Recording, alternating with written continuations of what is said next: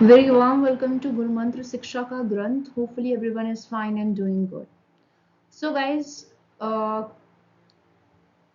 Hopefully सभी की preparation CSR and June exam के लिए बहुत अच्छी चल रही है। इवन जो स्टूडेंट दिसंबर एग्जाम के लिए प्रिपेयर कर रहे हैं उन्होंने भी तैयारी अभी से शुरू कर दी है, नहीं करी है तो कर दीजिए, because good things take time.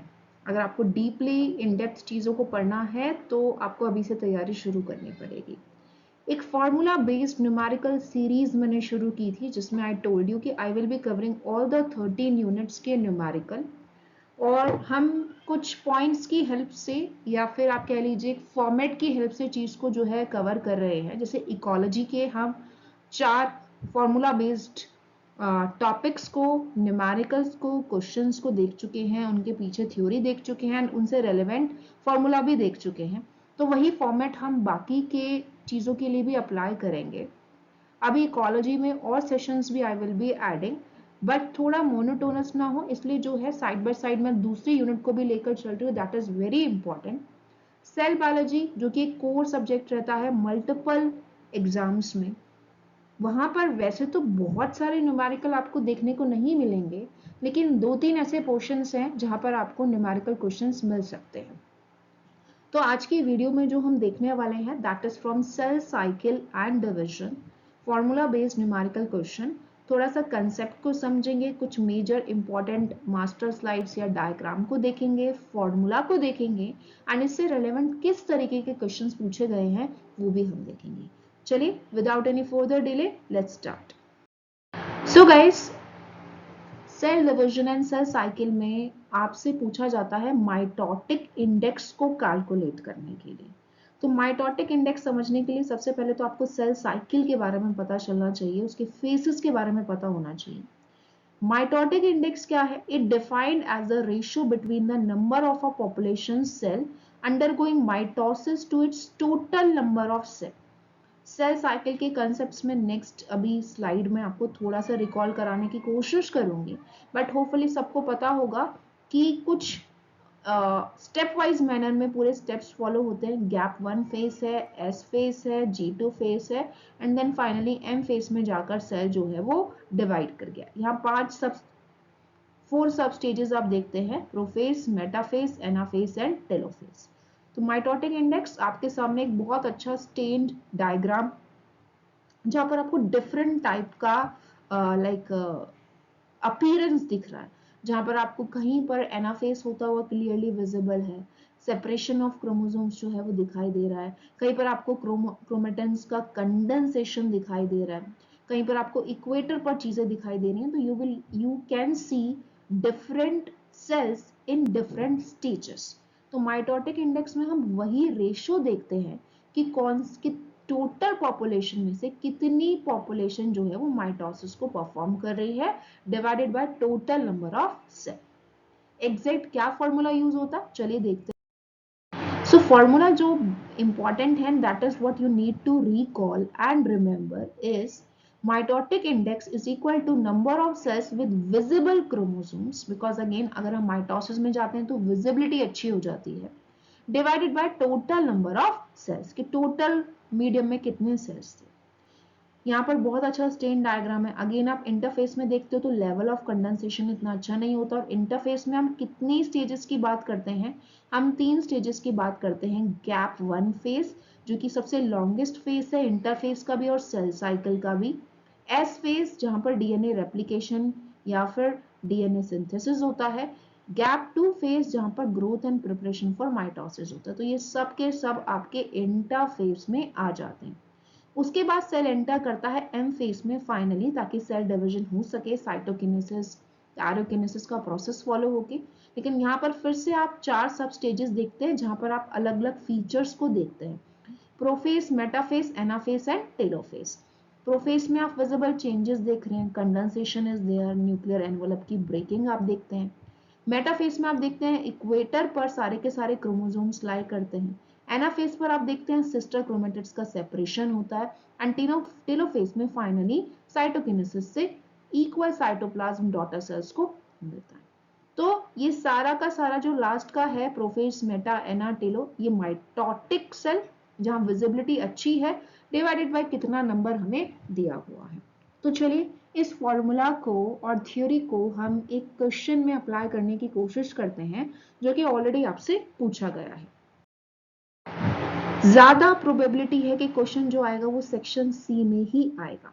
So what exactly is the question? Question है the frequency of cells in a population that are undergoing mitosis is a convenient way to estimate the length of the cell cycle। अगर आप ये जान जाते हैं कि कितनी frequency, कितनी अकरेंस है सेल की पूरी पॉपुलेशन में से जो माइटोसिस परफॉर्म कर रही है, अब चाहे वो प्रोफेस है, मेटाफेस में है, एनाफेस में है, टेलोफेस में है, यानी वो माइटोसिस में।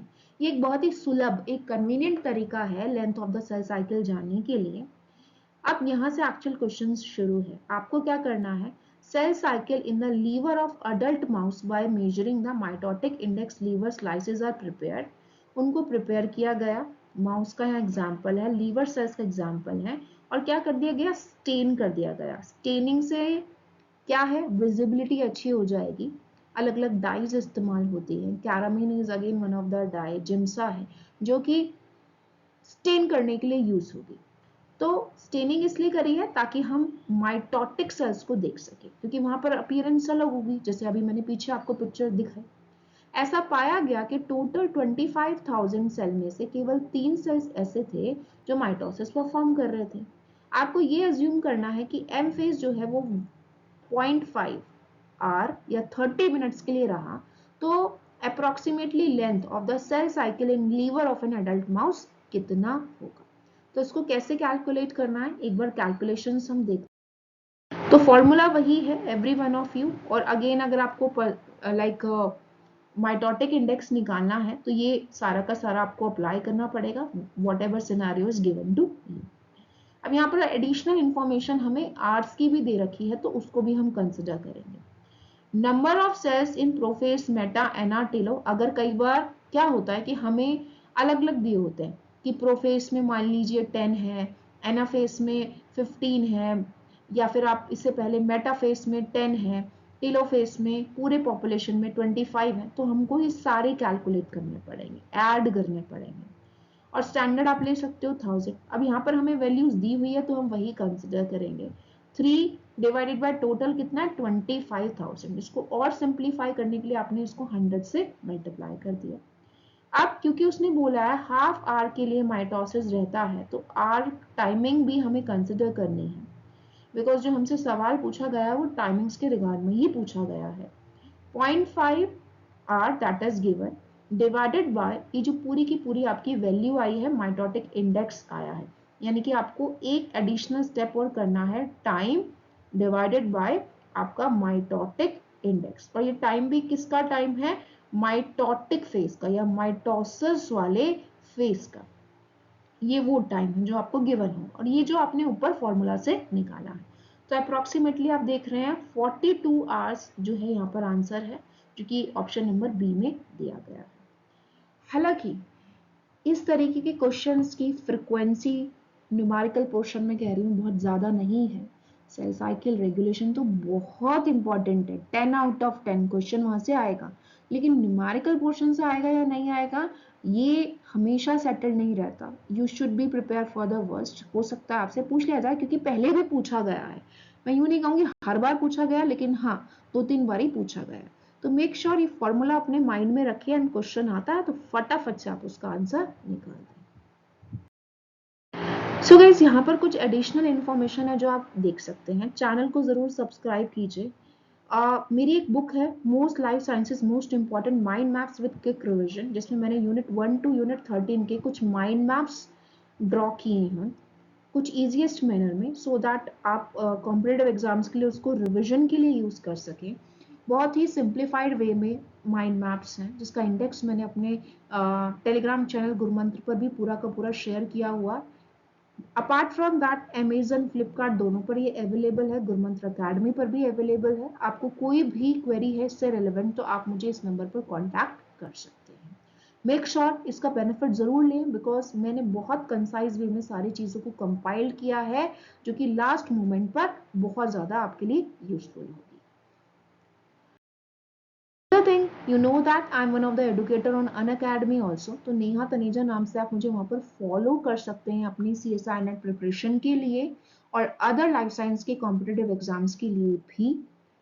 बहुत सारे प्लस कोर्सेज हैं that are running for upcoming exams, practice courses there, molecular biology पर कोर्स अभी स्टार्ट हुआ है, सो इसका जितना एडवांटेज आप ले सकते हैं वो लीजिए, क्योंकि ये पेड कोर्सेज हैं, बिकॉज डिटेल्ड में आपको बहुत कंसेप्ट्स के साथ एंड कुछ इंपॉर्टेंट ट्रिक्स के साथ पढ़ाया जाता है।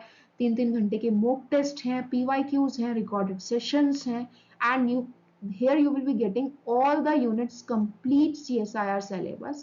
PDF फॉर्मेट में आपको नोट्स मिलेंगे, वो आप यूटिलाइज कर सकते हैं। इन केस अगर आपकी क्लास मिस हो जाती है तो आपको रिकॉर्डिंग्स भी मिलती हैं। So I guess this is a best option जो आप अपनी प्रिपरेशन को एक सही स्ट्रीमलाइन देने के लिए यूज कर सकते हैं। कोई भी आपको क्वेरी है तो आप मुझे मेल कर सकते हैं tanejanehaofficial@gmail.com पर। ये मेरी ईमेल आईडी है जो मैंने पीछे वाली स्लाइड में भी मेंशन की थी, relevant to the subscription or enrollment of these courses, including section A that will also be complete. You will be getting mock test and so many of practice test in the subscription itself. And अगर आपको पता है कि कैसे subscription लेना है, कैसे enrol करना है, तो आप रेफरल कोड में नेहा यूज कर सकते हैं, that is simply NEHA। Make sure अपने ऊपर एक अच्छा सेल्फ इन्वेस्टमेंट आप कीजिए ताकि बेटर रिजल्ट्स जो हैं आपको आपके लिए मिल सके। थैंक यू सो मच, मिलेंगे जल्दी अपने नेक्स्ट सेशन में। Take care, see you soon.